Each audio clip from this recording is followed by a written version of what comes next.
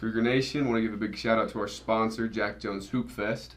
Make sure to go check them out. Saturday, December 10th down in Las Vegas. They're hosting a few games down there. One of them is BYU versus Creighton. There'll be a link in the bio for tickets. Be sure to click that and get your deal. Cougar Nation, welcome back to another episode. Today we're blessed to be in the presence of Trey Stewart. Mm-hmm. I'm inspired to be here, really. You're inspired to be here? I'm inspired to be here. On a little text, I was like, hey, Trey. With the great man. What you doing Monday night, bro? With the great man. The great man.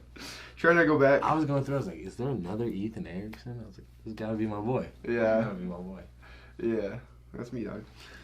No, I invited you. I remember I have two texts to you.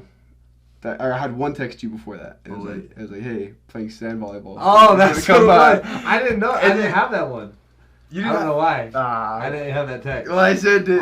No, you said it, but I didn't have it on the strand. Oh, I said it. I was like, wow, Trey's too big for me now. Nah. I'm always for sand volleyball, bro. I love sand volleyball. Yeah. Trey, what position are you? Point guard, 2 guard. Point guard, 2 guard. Depends on the day. Yeah. Switch me around. Yeah. On the men's basketball team, this is your second year. Yep. Did you redshirt last year? No.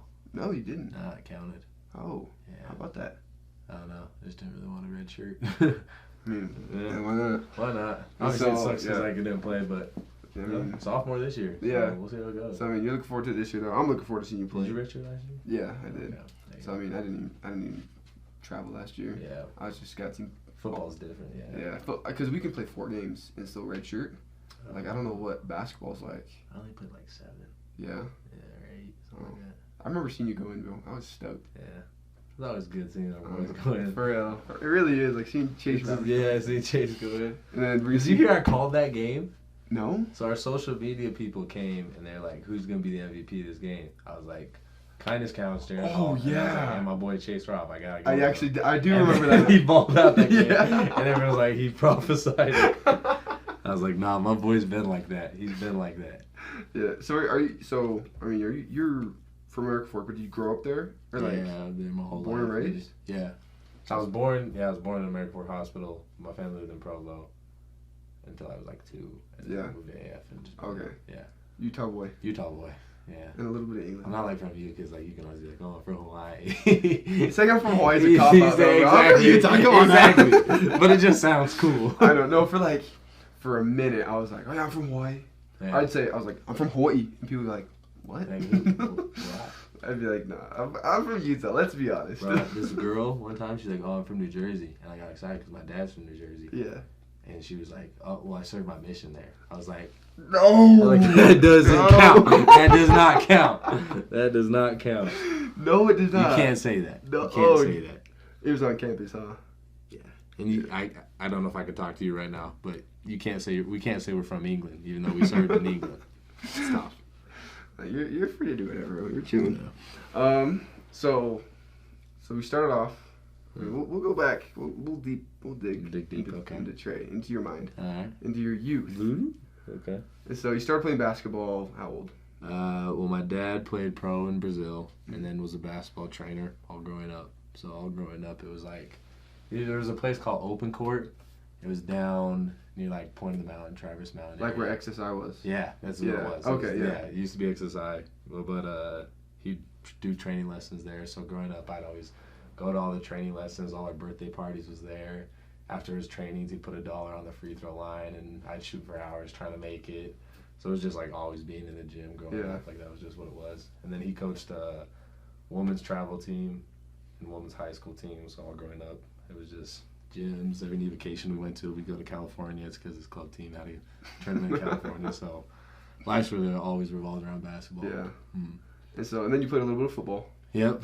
Started football, was it 5th grade? It was 5th grade. I was a D-end. Yeah. And you were I don't even know what you were a lineman. I was probably a lineman. What's you were tackle. I was probably, So me and Trey played for American Fork together for 3 years. 3 years.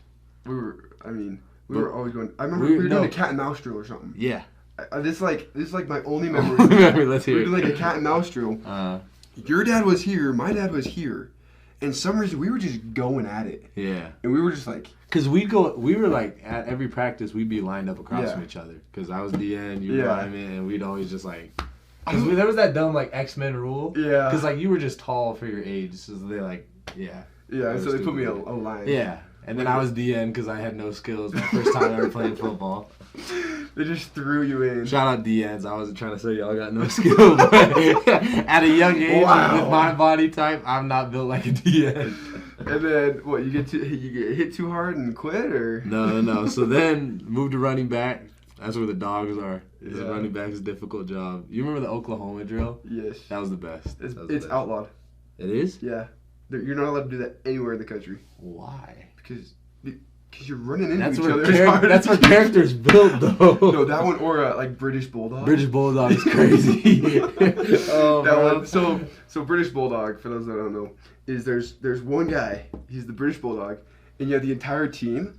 It's kind of like sharks and minnows, but you just hit them as hard as you can, try to tackle someone, and then you just gradually, just exponentially grow until you have one person left and they win. Trying to get them. But like we're little kids, we're like 10, 11 years old. We go and just whack each other.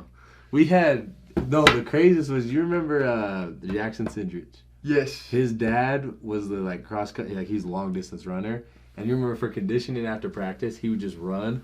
And we'd all just have to chase him. Yes. And then we'd go over to the wall and we'd do wall sits and sit there. And, yeah, football was good growing up. But then, like, I remember 7-on-7 was fun because then I moved to receiver and everything, and that was a party. And then it was like freshman year, played freshman year, started going to sophomore year. And then I remember we started putting the pads back on, and I was like, I can't see with this helmet on. People hitting too hard. And now when we go to your football games, we'll like be sitting there and we sit like right at the 12-yard line and someone will get hit and we're all like, we're playing the right sport. I don't want to deal with that. So respect to you, bro. It takes a certain type of person. Dude, there was last game, I looked back at the film. It was on kick return. And I looked and I was like, it didn't look like I got hit that hard. But in the game, I go and it was like helmet, and I was like, my ears were ringing, bro. I was like, holy crap, I got hit so hard. But like, it didn't even look like that big of a hit. Yeah, it's tough. It's tough, like the tiniest little hit. Yeah. And the thing that's crazy is like, you hear about those stories like that Inky Johnson dude, I don't know. Where he like his brain damage and everything happened. Oh, sorry, dude. His brain damage and everything happened from getting hit. Like, you could come out of a football game different. Yeah. So. Yeah. Well, we'll kind of wind down on part one, going a little bit more of that in part two. So, I mean, you got to stick around to see what else we're going to talk about, because we still got quite a bit left. Yeah. So, Cougar Nation, make sure to stick around for part two and part three of this interview here with my guy, Trey Stewart.